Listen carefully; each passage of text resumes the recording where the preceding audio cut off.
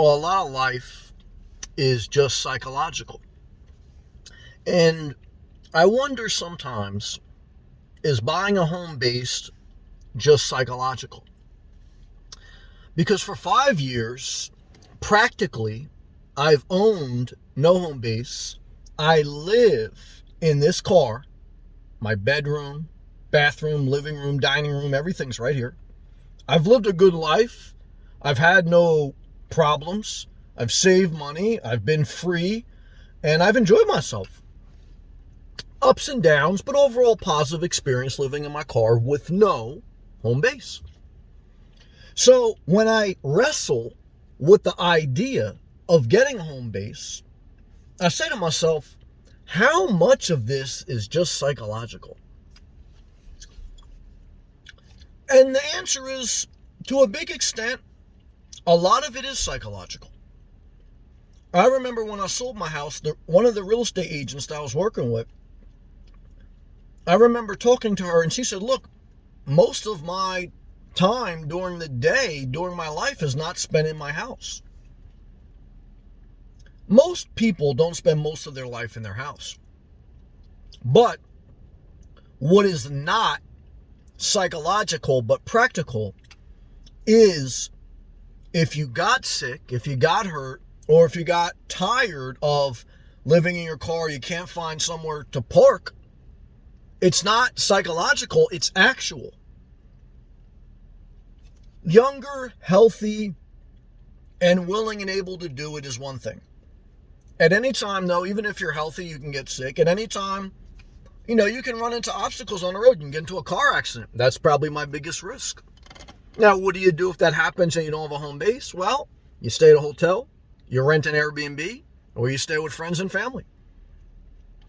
So if you got in a compromising position where you needed a home base and you didn't have a home base, you would have to have the financial wherewithal and go through this abrupt change.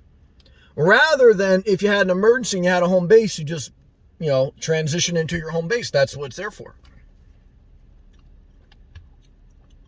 It's tough to psychologically say I want to pay for something that I'm not going to use most of the time, especially as a nomadic type mind where you still may travel a lot. You still want a lot of flexibility. You don't want a lot of entanglements emotionally or financially.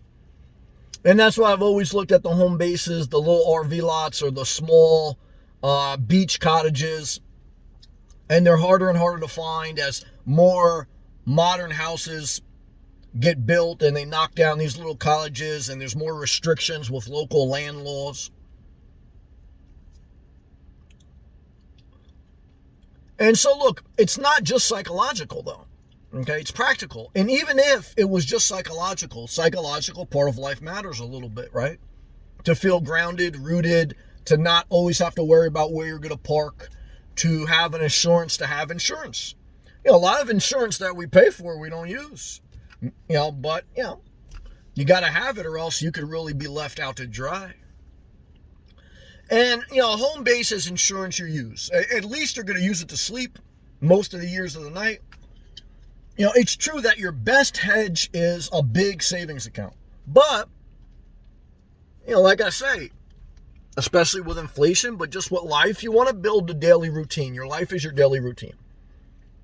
Now, I always feel a little bit torn because I kind of by myself. I don't have friends or family, which I'm fine with other than my mom.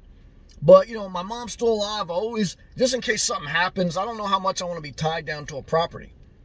But I always say, too, like if something happens with my mom and she needs to stay with someone, having a property would be better. There's so many ways you can cut the pie. But you always have to look at your own life. You're responsible for you. And if you live for other people, you'll always be miserable and you won't help them. You'll hurt them. So to the point, is having a home base just psychological? Answer, no. It's practical. You need somewhere to go, whether you're going to park in Walmart's parking lot, a truck stop, or you have your own house. It's practical every day, practical. But you may still travel a lot. You may not use it a lot. And it may be a small part of your daily routine. So there is a level of it that's just psychological. It's both. Having a home base is somewhat psychological, but somewhat practical and actual. It's a balanced life. The nomad is an extreme person. I'm an extreme person. I've gone from obesity to anorexia to in the middle.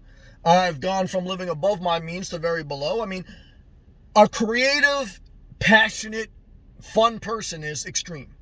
A balanced, medium, mild sauce person, no one cares. Everyone likes hot sauce. Who likes mild sauce? Well, at least hot sauce is more exciting.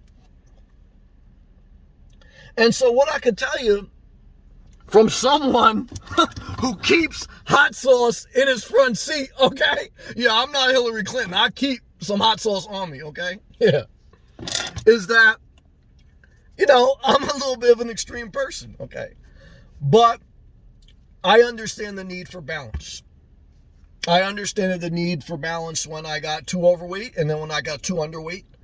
I understand the need for balance in living above your means than living maybe too below your means. It's tough to get back to this point, but you can do it. Everything is tough in life that's worth it, but you do it. You persevere, you give it a lot of thought, a lot of energy, a lot of effort, not just psychologically, physically, etc. But I wanted to make this video to address, is having a home base just psychological? And I just broke it down. It's not just psychological. But again, like I said, I've lived 5 years out of my car, no home base. But by the grace of God and through hard work, I've been healthy, safe. The pandemic was tough. Okay. And, I did I was going to stay at a campground the entire time in Florida, but I did migrate to see and spend time by my mother because I just didn't know what was going to happen. But if my mother wasn't alive and I didn't have a home base during a pandemic, what would I have done? I would have bunkered down at a Thousand Trails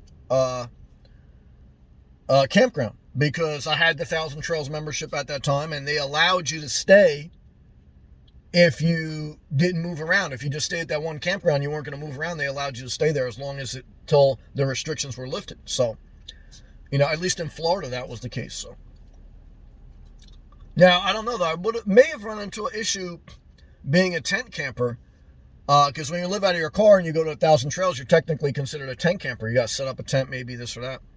So I don't know if they had a restriction on you needed to be in a self-contained RV or not. That I don't know. So it's something I have to think about. Obviously the pandemic was an extreme circumstance, but things happen, So either way, I wanted to talk this out. Hopefully this video helped. If it did, click that thumbs up, share the video. Click the blue join button. You want to support this channel. This channel inspires you, encourage you, motivate you, entertain you, whatever it does. It's every day I make a video. Every day I go live, God willing. I got over 3,000 videos, all free. Dollar Tree raised its prices. My video is still free. You want to support the channel as an extra blessing? I thank you. And you join the live chat, you know what it is. What I want to tell you is this: keep showing up, keep doing your thing. Home base, no home base. You got to do something with your day. Wake up early, don't take naps, stay productive, do something creative, go for a walk, and when in doubt, just keep doing that. Why? Because someone who just rolls around, okay, they ain't got they may have a home base, but they ain't doing much with their life. You got to do something with your life. I mean, whatever. I mean, bottom line, something. So do something. And I'm doing something. I just made another video for you, okay? And you watched it, so I thank you. Peace.